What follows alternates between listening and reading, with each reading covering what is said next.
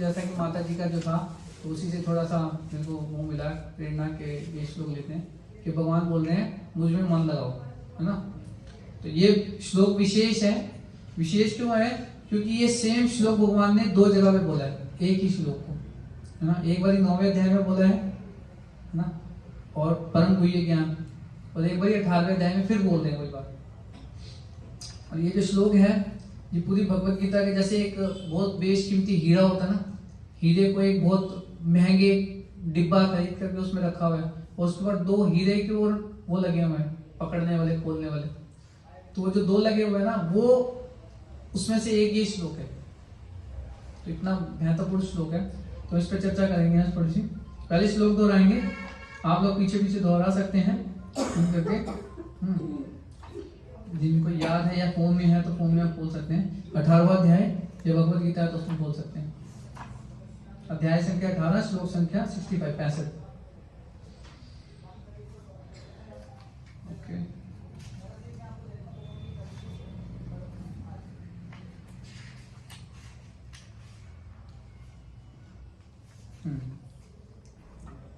ठीक है। मन मना भव मद्भक्तो, बोलिए, मत्याजी माम नमस्कुरु, ममे वैश्यसि सत्यं ते, प्रति जाने प्रियोसी में।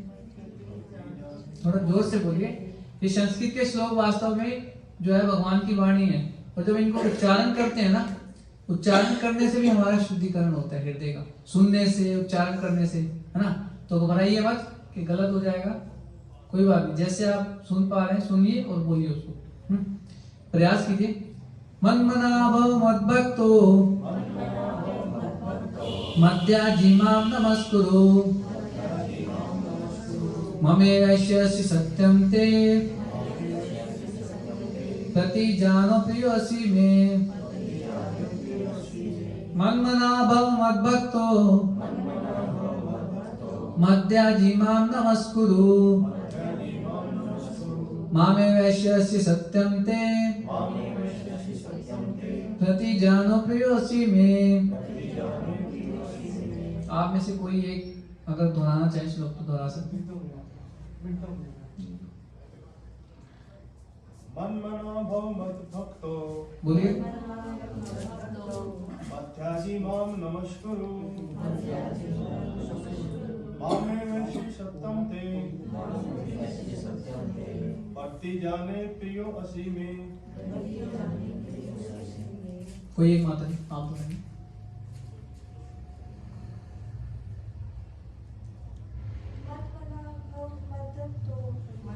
बोलिए बोलिए। मद्याजी माम नमस्कुरु,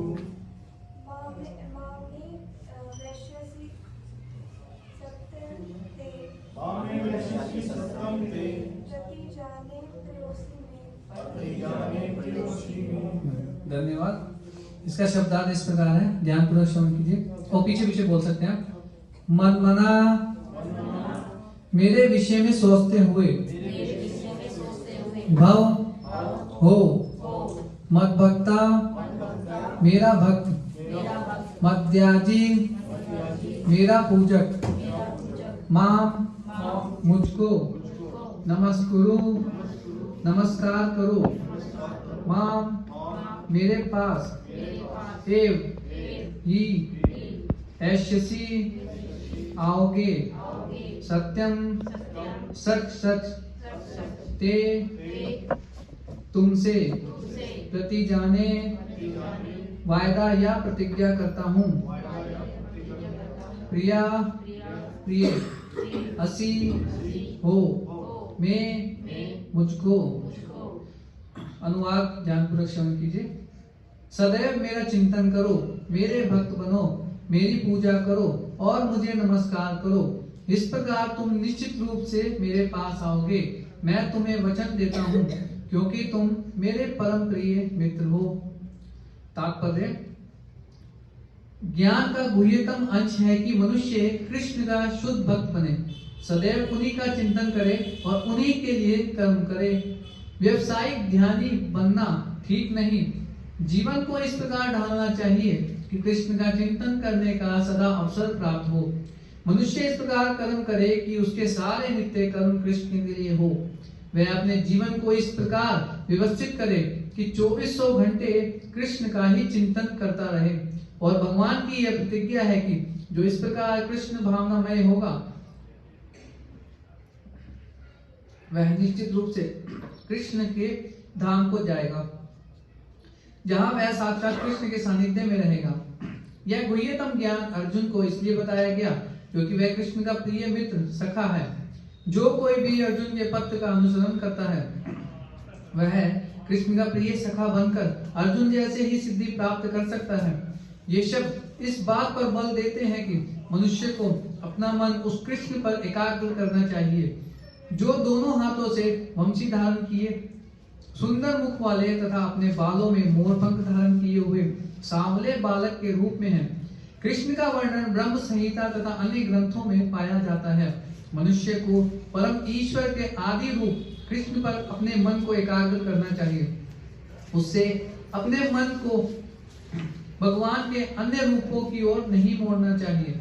भगवान के नाना रूप हैं, यथा विष्णु, नारायण, राम, वराह आदि।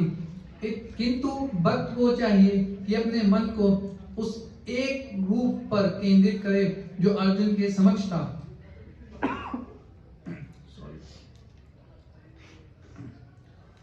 कृष्ण के रूप पर मन की यह एकाग्रता ज्ञान का गुह्यतम अंश है, जिसका प्रकटीकरण अर्जुन के लिए किया गया क्योंकि वह कृष्ण का अत्यंत प्रिय सखा है। तो अब इसमें भगवान क्या बोल रहे हैं?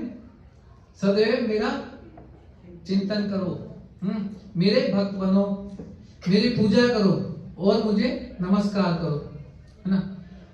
तो भगवान इसमें ना ये चार बातें जो बताई हैं तो ये आपस में सारी की सारी संबंधित है। कैसे संबंधित है? इसको ऐसे समझ सकते हैं कि भगवान कह रहे हैं पहली लाइन में कि सदैव मेरा चिंतन करो।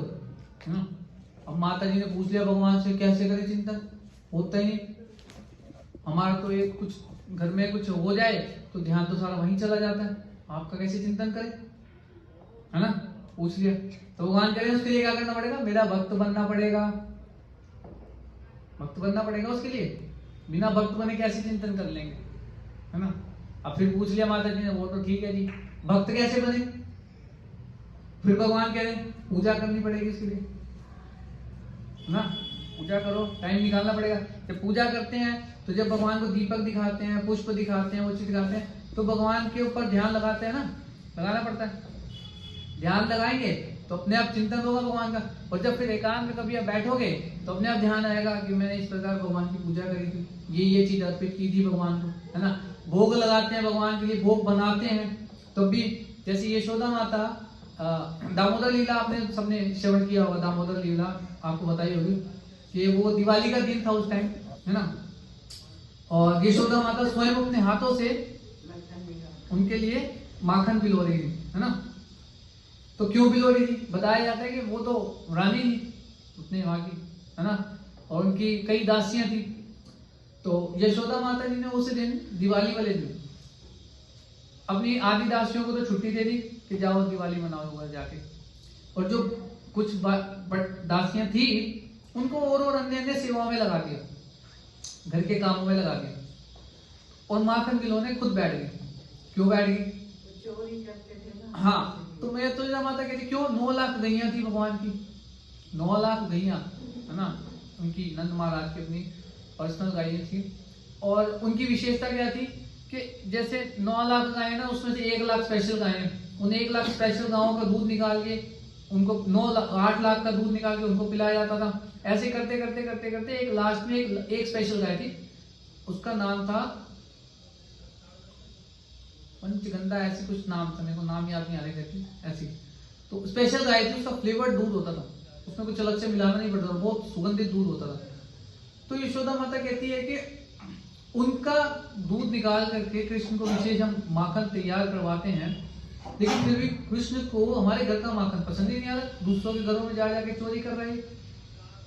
और रोज शिकायत आती थी, रोज कोई ना कोई कंप्लेंट लेकर के आती थी ग्वालियर कि तेरे बालक ने मटकी फोड़ दी, हमारे वो कर दिए। और चलो ठीक है, भगवान जाते तो थे माखन चुराने के लिए दूसरों के घरों में। अब उनको पता लग गया सारी गोपियों को, ग्वालिंस को, के कृष्ण आता भी है माखन चुराने के लिए। अब आते हैं तो वो क्या, वो ऊपर छीके में टांग दिया ऊंचा, या छुपा के रख दिया कहीं पे कि ना मिले। तो जिनके घरों में भगवान को माखन नहीं मिलता था ना खाने के लिए, तो भगवान क्या करते थे, उनके जो छोटे बच्चे पालने सो रहे होते थे उनको चूटी काट के आ जाते थे, है ना, और वो जोर से रोने लग जाते थे, है ना। और जिनके घर में बच्चे भी नहीं होते थे तो भगवान फ्लोर के ऊपर पेशाब करके आ जाते थे, फिर तुम्हारे घर में मेरे को वापिस जाना पड़ा खाली हाथ। आज तक मेरा रिकॉर्ड है, मेरा खाली नहीं गया किसी के घर से। तो ये इस क्या कहते हैं, इस के घर में मेरे को माखन नहीं मिला तो मैं उसको सजा दे के जाऊंगा, इस करके जो है वहां। तो ऐसे होता था। तो उस दिन माता यशोदा ने सोचा कि मैं खुद अपने हाथों से माखन मिलाऊंगी। जो दासी है ना, इस साल तो सही से माखन मिलवा नहीं रही है, सही से सेवा नहीं कर रही है, तो इसलिए मैं खुद मिलाऊंगी माखन मिलवाने के। उस दिन क्योंकि दिवाली का दिन था तो मैया यशोदा सुबह सुबह जल्दी उठ गई, उठ करके अपना माखन मिलवा लिया, ठीक है जी। और उन्होंने वहां पर दूध भी उबलने के लिए रखा हुआ था, चूल्हे के ऊपर दूध उबल रहा था। अब ये वही दूध था स्पेशल, जो वो स्पेशल गाय का दूध था, है ना, वो उबल रहा था, उबलने के लिए रखा हुआ था। तो इतने में क्या होता है, कृष्ण उठ जाते। अब माता यशोदा इसलिए जल्दी उठ गई थी कि कृष्ण उठ गया तो ये कोई काम घर को करने नहीं देगा घर का, है ना। तो वो भगवान भी जल्दी उठ गए, उसे उठ करके आ गए सीधा आंख मलते मलते मैया के पास, भूख लगी है। माता यशोदा ने गोद में लेटाया और उनको स्तनपान कराने लगी, अपना दूध पिलाने लगी, ठीक है जी, ठीक है।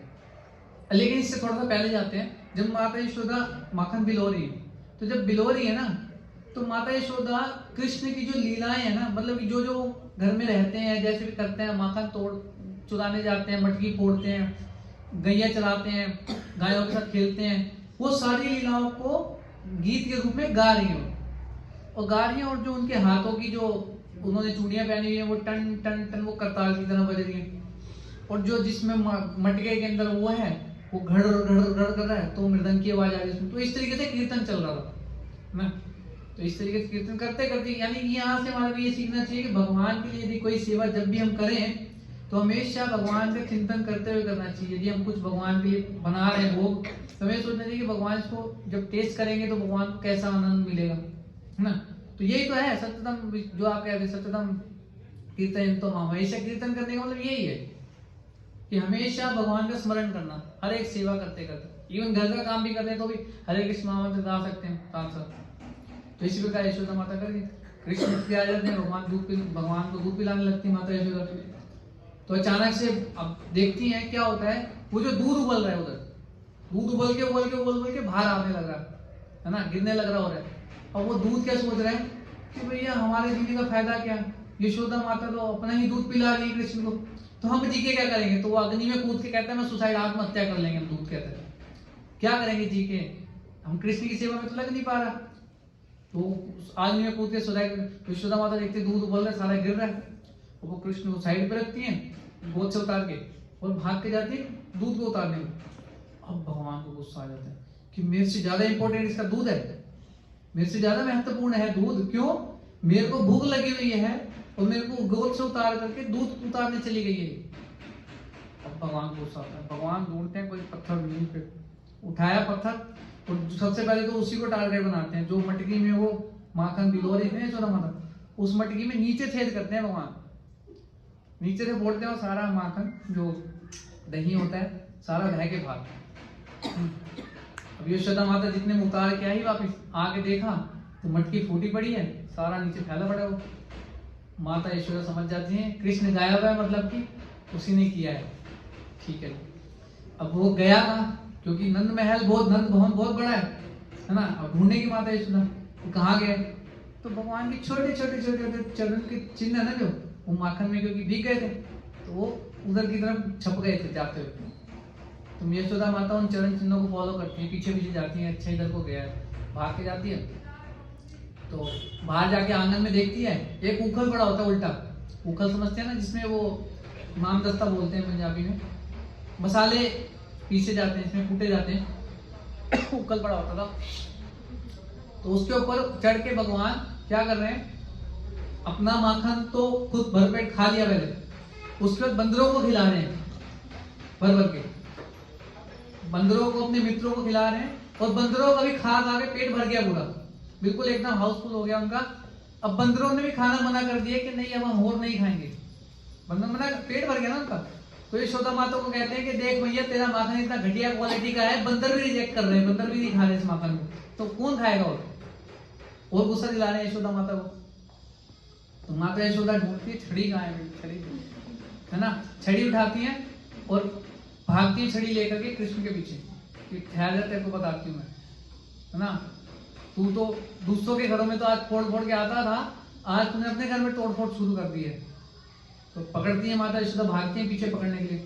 अब देखो कि वो भगवान है कि जिनको बड़े बड़े योगी ध्यानी ज्ञानी है ना, जो तपस्वी लोग जो है ध्यान में पकड़ नहीं पाते, बड़ी बड़ी तपस्या, कई कई हजारों साल की तपस्या है, उन भगवान को यशोदा माता पीछे भाग रही है पकड़ने के लिए।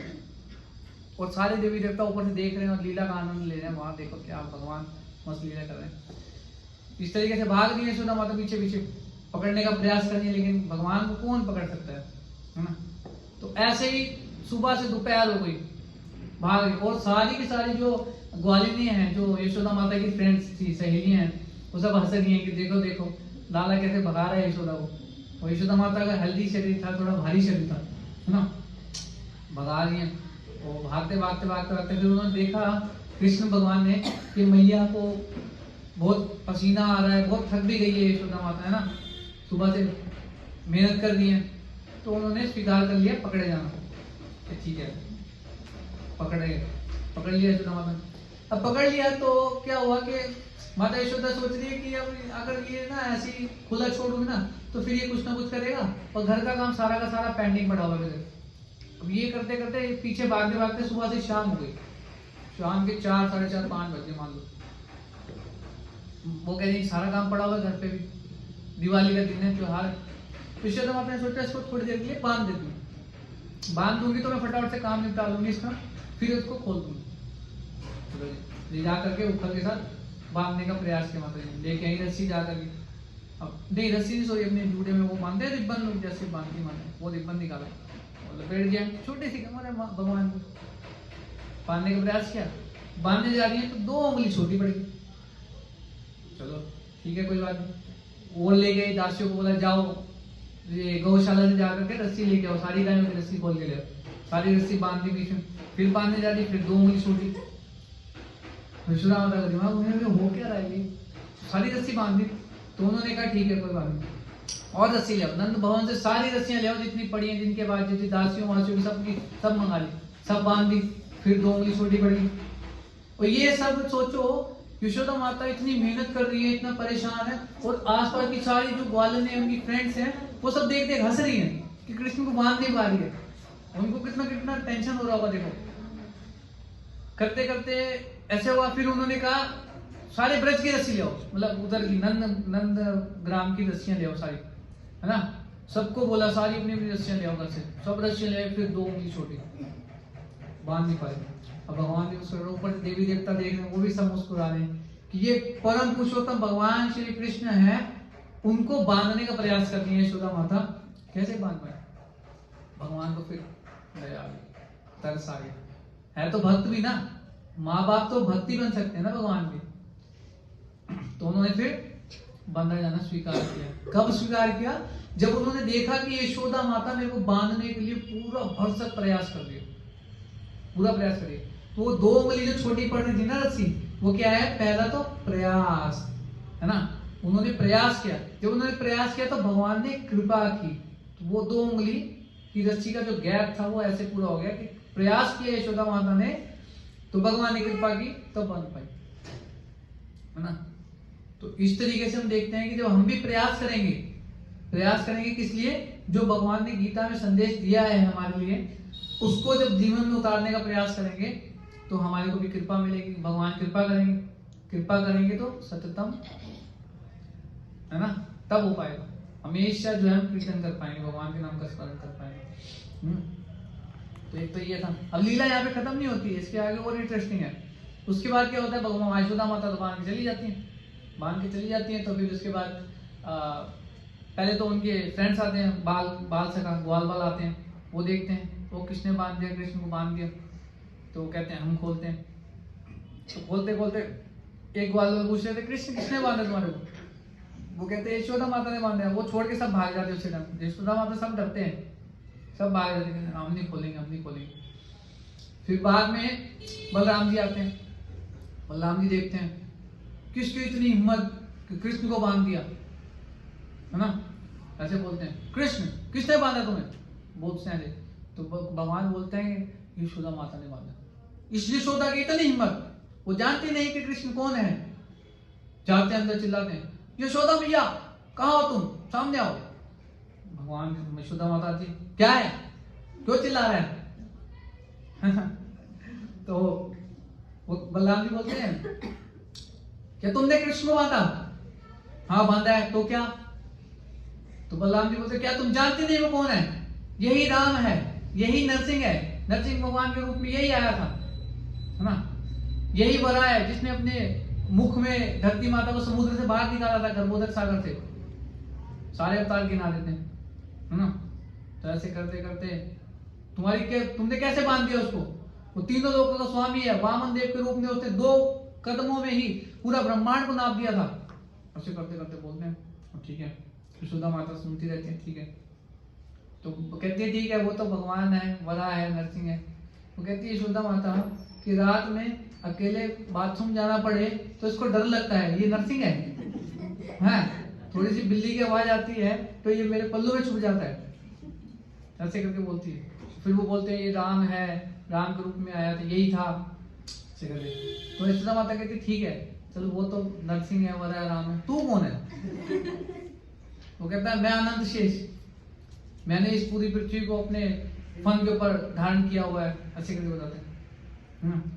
तो वह बोलती है, तो फिर यशोदा माता ने वही छड़ी उठाती है जो कृष्ण को उठाई थी मारने के लिए। कहती भाग जाए यहाँ से, सारे अवतारों को मेरे घर में जन्म लिया था, चल भाग यहाँ से। वो भाग जाते हैं वहां से, कहते मैं नहीं खोल पा रहा भैया, यशोदा माता नहीं खोलने दी। तो ऐसे ऐसे भगवान की मधुर मधुर लीलाएं हैं जो हमेशा चलती रहती है वृंदावन के अंदर, है ना, बहुत मधुर मधुर लीलाएं हैं। तो यदि हम भी चाहते हैं कि भगवान की लीलाओं में भाग ले सकें तो हमें उसके लिए शुद्ध होना पड़ेगा। अभी हम क्योंकि भौतिक संसार में हर एक चीज जो है दूषित है ना, इसलिए हमारा मन भी दूषित है, हमारी इंद्रियां भी दूषित है, इवन हम भी दूषित है। तो दूषण उसी चीज का है ना, काम क्रोध लोभ मोह मद मात्सर्य, ये बराबर। तो जब भक्तों के संग में आके भगवान की कथा, भगवान से संबंधित हर एक जो भी चीज है वो दिव्य है, और दिव्य है तो इसलिए हमारे को शुद्ध करने वाली है किसी भी तरीके से। जैसे एक लोहा है, कितना अच्छा उदाहरण दिया जाता है, प्रभुपाद जी देते हैं कि जैसे लोहे की एक रोड होती है, उस लोहे की रोड को पहले तो लोहा है वो, लेकिन जब अग्नि में जलाया जाता है, एकदम तपाया जाता है, वो एकदम लाल हो जाती है। अब वो लोहा नहीं रह गया, अब क्या रह गया, क्या बन गया, अग्नि। अब वो अग्नि का काम करेगी, जहां पे भी टच करोगे वो जला देगा।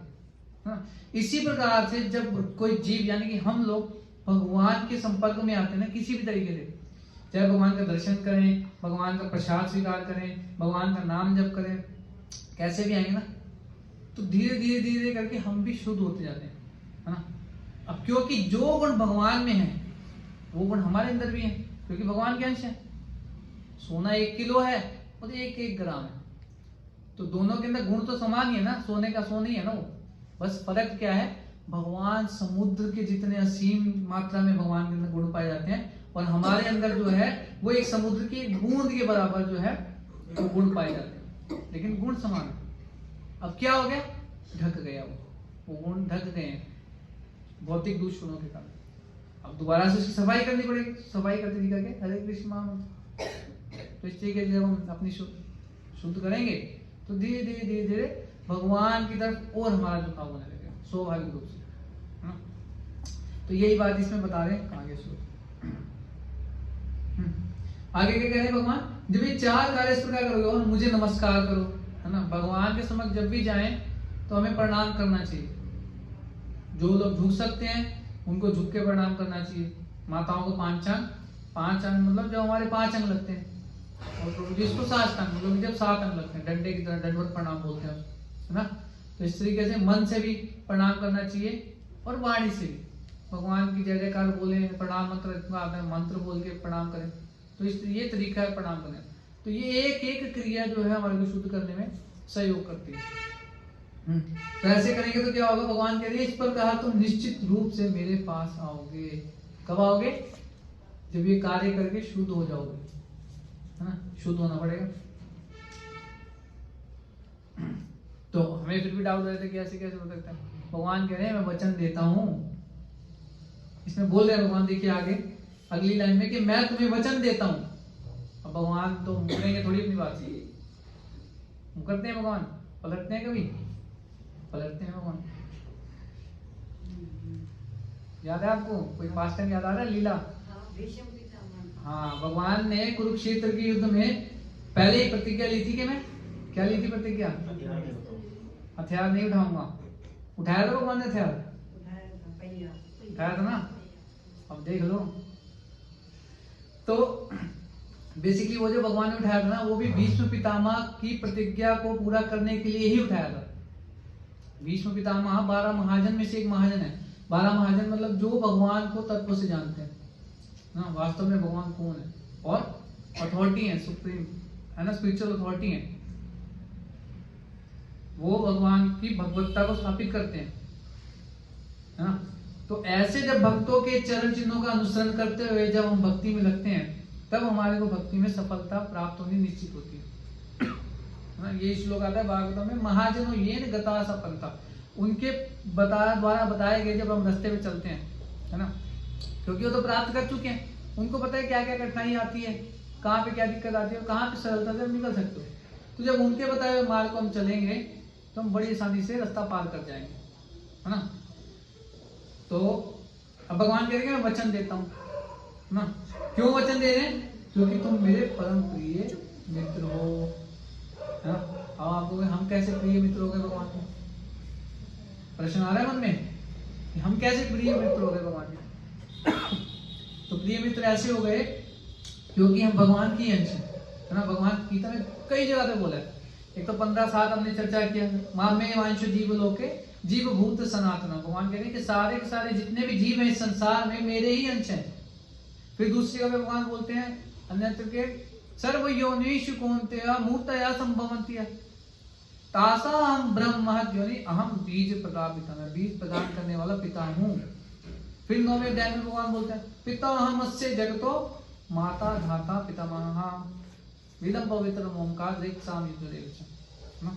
भगवान कह रहे पिता भी मैं हूँ, माता दाता पालने वाला भी मैं हूँ, दादा परदादा सब मैं ही हूँ। कितनी जगह भगवान ने बोला है। बस बात है थोड़ी सी श्रद्धा की। जब हम अपने जीवन में थोड़ी सी श्रद्धा लेके आए और इस बात का विश्वास कर लें कि परम पुरुष भगवान कृष्ण है और जो बोल रहे हैं हमारे हित के लिए बोल रहे हैं, नहीं तो भगवान को आने की क्या आवश्यकता है बताइए। इतनी सुंदर सुंदर लीलाएं भगवान की नित्य चल रही है, नित्य काल से चल रही है, हमेशा के लिए चल रही है, हमेशा से चल रही है। अपने भक्तों के साथ में मस्त आनंद ले रहे हैं भगवान। क्या जरूरत उनको आने की? भगवान इसीलिए भौतिक संसार में अवतरित होते हैं ताकि उन लीलाओं के जो ट्रेलर है, पूरी मूवी तो ऊपर चल रही है गोलोक वृंदावन में वैकुंठ लोक में, उनकी जो ट्रेलर्स हैं जैसे प्रचार करते हैं ना, कोई नई फिल्म आती है तो उसका प्रचार करने के लिए भगवान यहाँ पे आते हैं कि ये देखो कि कितना आनंद है वहां पे, वास्तविक तुम्हारा जो घर है, और तुम लोग इस संसार में आकर के इतना कष्ट उठा रहे हो, इतना दुख भोग रहे हो, है ना। कौन सुखी है इस संसार में? चाहे कितना भी धनवान हो, चाहे कितना भी गरीब हो, चाहे मिडिल क्लास का हो, सब भी परेशान है ना। कोई भी सुखी नहीं है, कोई संतुष्ट नहीं है। क्यों नहीं है? क्योंकि संसार में सुख है ही नहीं। भगवान बोल रहे हैं दुखालयम अशाश्वतम, दुखों का घर है ये, तो सुख कहां से मिलेगा आपको? भगवान कह रहे डाला ही नहीं हमने, लेकिन हमारी क्या जीत होती है, कैसे नहीं है सुख, मैं ढूंढ के निकालूंगा, दिखा दूंगा निकाल के, है ना। हम भी तो ढीठ है, ढूंढ के निकाल के दिखाऊंगा। सुख है कहीं ना कहीं किसी कोने में दबा पड़ा होगा, थोड़ा तो होगा, मैं ढूंढ के दूंगा। भगवान कह रहे हैं व्यर्थ ही तुम इतना मेहनत कर रहे हो, है ना। तो इसको क्या बोला गया, श्रम एवं केवलम, गधे के समान कार्य करने के बराबर है, क्योंकि है ही नहीं। दुखालयम शाश्वतम, अगर चलो ठीक है दुख, भगवान कह रहे हैं दुख है, हमारी जिद है कि सुख है, मैं ढूंढ के निकालूंगा। भगवान कह रहे हैं अगर आपने सुख है ढूंढ भी लिया पहले तो है ही नहीं। अगर ढूंढ भी लिया आपके हिसाब से कोई सुख है तो भगवान के अशाश्वतम, वो टेम्परेरी है, क्षणिक है, थोड़ी देर के लिए है, वो नष्ट हो जाएगा, खत्म हो जाएगा वो, है ना, टेम्परेरी है वो, अशाश्वतम, हमेशा नहीं रहने वाला। तो इसलिए हमें समझना पड़ेगा, अगर एक भी श्लोक की एक भी लाइन, एक भी अक्षर भगवत गीता का ऋषि ने जीवन में हमने उतारने का प्रयास किया ना, तो समझ लो हमारी बस गाड़ी रवाना हो चुकी है, बस पहुंच जाएगी कभी ना कभी। लेकिन उसके लिए क्या करना पड़ेगा, भक्तों के संग में आना पड़ेगा। भक्त क्या करते हैं, बार बार याद कराते हैं हमारे को, फोन करते हैं, मैसेज करते हैं, आइए प्रभु जी, आइए माता जी, क्लास में आना है, आपको याद है ना, इस संडे फिर आ रहे हैं ना, आता ना। तो बार बार याद कराते हैं हमारे को कि कहीं, क्योंकि हम बाहर, जैसे माता जी ने बताया कि हम लोग भूल जाते हैं, थोड़ा सा कुछ होता है तो, हाँ, कोई खुशी है तब भूल जाते हैं, दुख है तो वैसे ही भूल जाते हैं। सबसे पहले भगवत गीता छूटती है, माला छूटती है हमारी, कि ये इसी कारण हुआ, इसको पहले साइड पे रखो, पहले उस पर फोकस करें जो हमारे जीवन में तकलीफ संकट आया, जबकि वो संकट का निवारण तो वहीं से आना है ना। तो ये चीजें हम समझ जाएंगे तो जीवन में खुशहाली रहेगी। ब्रह्मभूत प्रसन्न आत्मा, भगवान कहते प्रसन्न एकदम हो, ना सोचसी ना कांक्षसी, उसको ना तो जीवन में कोई चिंता रहती है और ना ही कुछ प्राप्त करने की इच्छा रहती है। समा सर्वेषु भूतेषु, ऐसा व्यक्ति क्या करता है, ये भक्ति में जो बहुत उन्नत अवस्था में पहुंच गया उसकी बात कर रहे हैं भगवान 18वें अध्याय में। समा सर्वेषु भूतेषु, सारे के सारे जीव आत्माओं को, ना केवल इंसानों को, जानवरों को, पेड़ों को, पक्षियों को, सबको एक समान देखता है।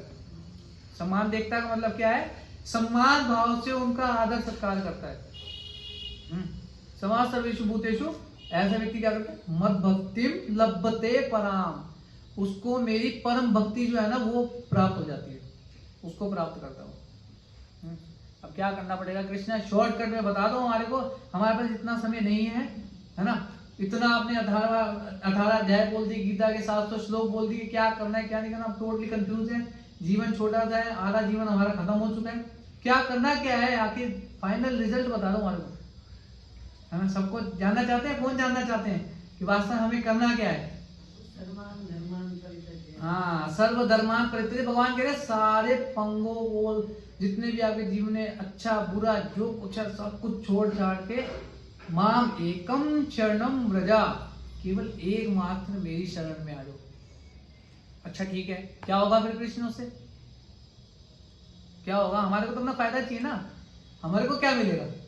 भगवान कह रहे अहम त्वाम सर्व पापेभ्यो मोक्षयिष्यामि मा शुचा, सारे के सारे पाप जिन अभी तक तुमने जितने किए हैं पूर्व जन्मों में भी सबसे मुक्त कर दूंगा, मां शुचा, डरो मत।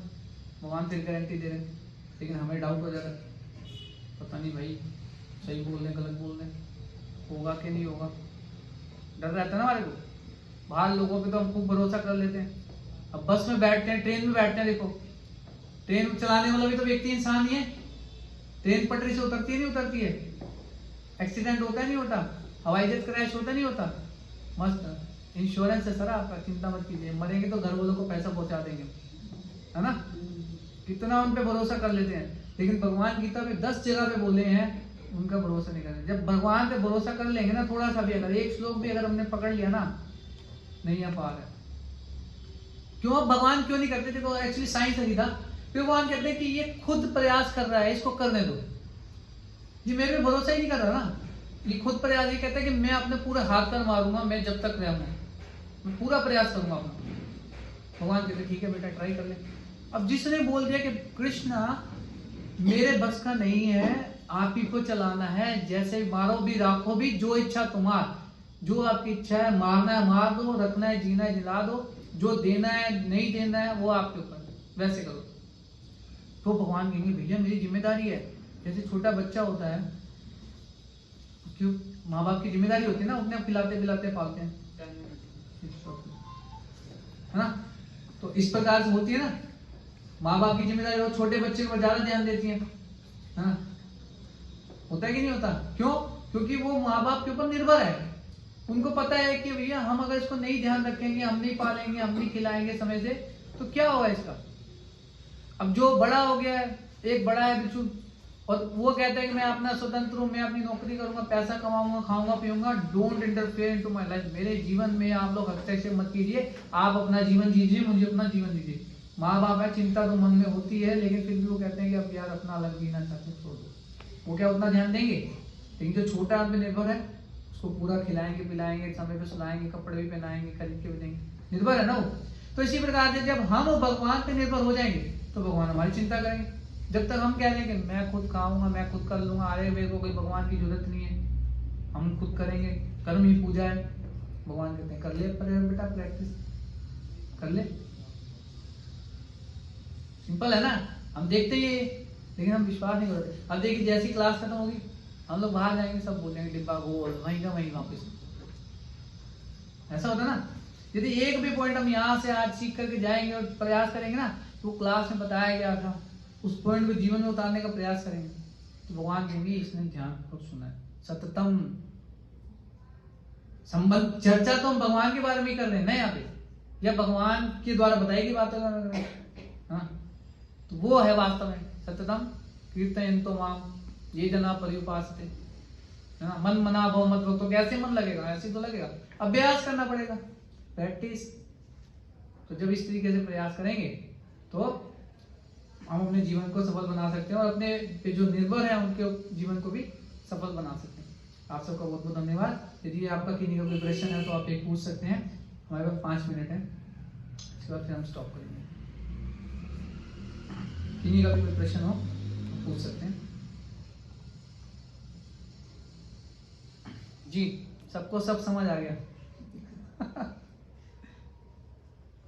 पूछना चाहिए। देखिए प्रश्न पूछने से ना क्या होता है कि हमारे माध्यम से जीवन समझ तो आता ही है कि क्या चल रहा है और क्या सही है क्या गलत है, हमको क्या करना चाहिए क्या नहीं करना चाहिए, फिर भी मन माया की तरफ नहीं भागता है। हम नॉर्मली उसको सरेंडर नहीं कर पाते हैं कि नहीं ठीक है ना ये सब छोड़ो, ऐसा सोचते हैं फिर पकड़ लेते हैं, फिर सरेंडर करते हैं फिर पकड़ लेते हैं। तो ये ऐसा कि क्या करें कि हम परमानेंट छोड़ दें। ये मालूम है कि चरणों में ही ईश्वर के हमारा सब कुछ है, ये फैक्ट भी मालूम है।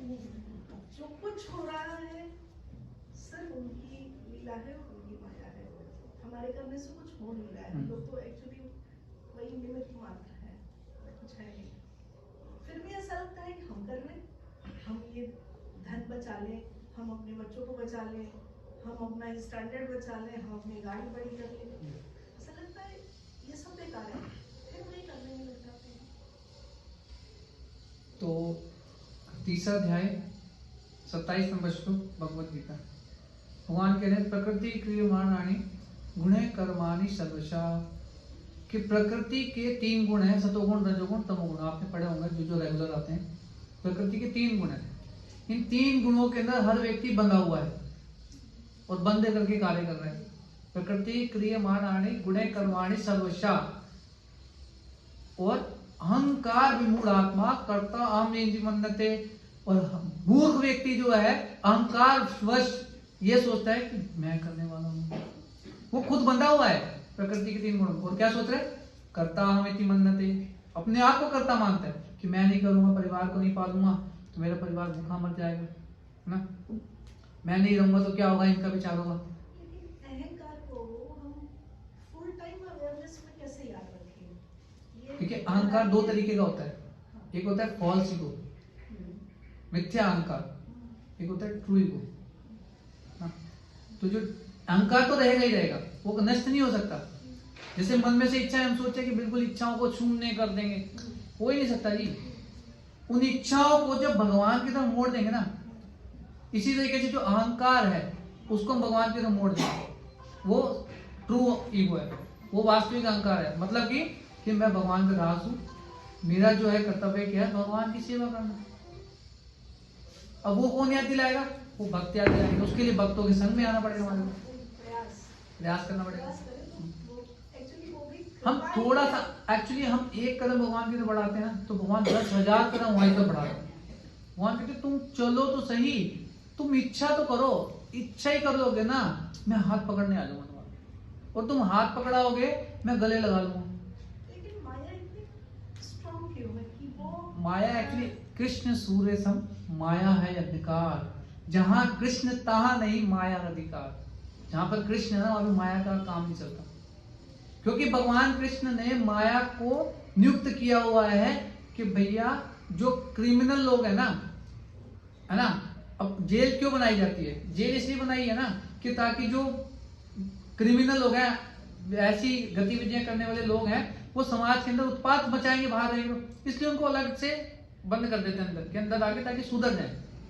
इसी प्रकार से हम लोग सब क्रिमिनल हैं, हम लोग सब जो आए हुए हैं यहाँ पे सारे गलत काम करके आए हैं, सारी गलत इच्छाएं, भगवान से झगड़ा करके आए हुए हैं, तो भगवान ने हमारे लिए अलग बना दिया 3/4 जो भगवान अपना अलग, वहाँ पे भक्त लोग हैं उनके साथ मस्त मजे में सेवा कर रहे हैं।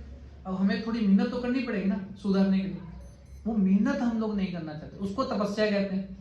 तपस्या मतलब तपाना, सोने को जब तपाया जाता है तब उसका रंग निखर के आता है, असली रंग गोल्ड चमकीला, तो वो तपाना पड़ेगा। तपो दिव्यम पुत्र गायन शुद्धेत सत्वा, तपाना पड़ेगा। तपाना क्या है? हरिनाम का जप, भक्तों के संग में प्रसाद खाना, दर्शन करना, है ना, भगवान के लिए कुछ सेवा करना, प्रयास में रहना पड़ेगा। हाँ, उसके लिए एक सबसे अच्छा तरीका ये होता है कि भक्तों को अपना जो जीवन का है वो दे दो हाथ में कि प्रभु जी कोई सेवा हो तो मुझे याद कर लीजिए, मैं कुछ सेवा करना चाहता हूँ। उसमें ही बता दो, ऐसा नहीं कि हर टाइम, उसमें बता दो प्रभु जी इतने बजे से इतने बजे तक मेरा टाइम फ्री रहता है, कि आप कुछ सेवा हो तो प्लीज मेरे को बताइएगा। तब भगवान देखते हैं कि सिंसियर है, ये टाइम देना चाहते हैं, है ना, तो भगवान फिर उस भक्त को प्रेरणा देंगे कि उनको बुलाओ वो सेवा के लिए। भगवान के पास ब्रह्मा जी बोले लक्ष्मी सहस्त्र शत संब्रह्म सेवे मानव, करोड़ों करोड़ों लक्ष्मी यहाँ हाथ जोड़ के लाइन लगा के खड़ी हुई है कि कृष्ण की सेवा करने का मौका मिल जाए थोड़ा। तो हमारी क्या औकात है, हम क्या सेवा कर सकते हैं भगवान की? हम सोचते हैं भगवान के 56 भोग बना रहे हैं, अरे तुम्हारे 56 भोग की तरफ देखेंगे नहीं भगवान, उसके लिए भूखे थोड़ी बैठे। भगवान कहते भक्त्या भक्ति उपृत तज्ञान पत्रम पुष्पम फलम तोयम यो में भक्त्या प्रचित, उसके अंदर जो भक्ति है उसको मैं स्वीकार करता हूँ। तद हम भक्ति उपृतम पश्नामि प्रेतात्मना, जो भक्ति भाव से आप भोग लगाते हो उस भक्ति को मैं स्वीकार करता हूँ, उसको आगे खाता हूँ।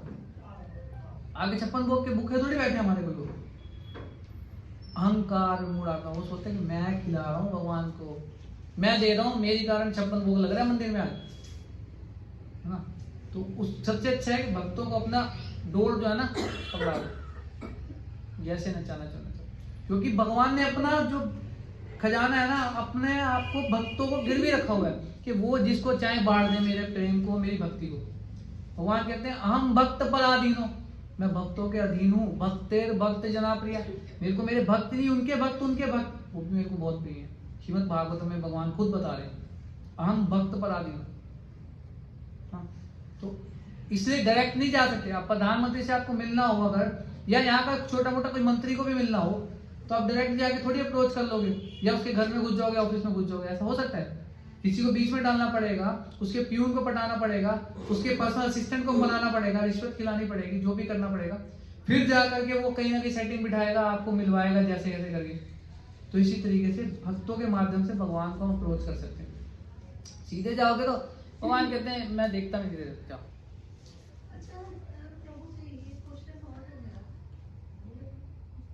जी एक्चुअली ना आरती का टाइम हो गया है, तो मैं आरती के बाद आपसे मिल लूंगा, है ना। प्रसाद खाते खाते आप पूछ लीजिए, कोई दिक्कत नहीं, ठीक है। आप सबका बहुत बहुत धन्यवाद।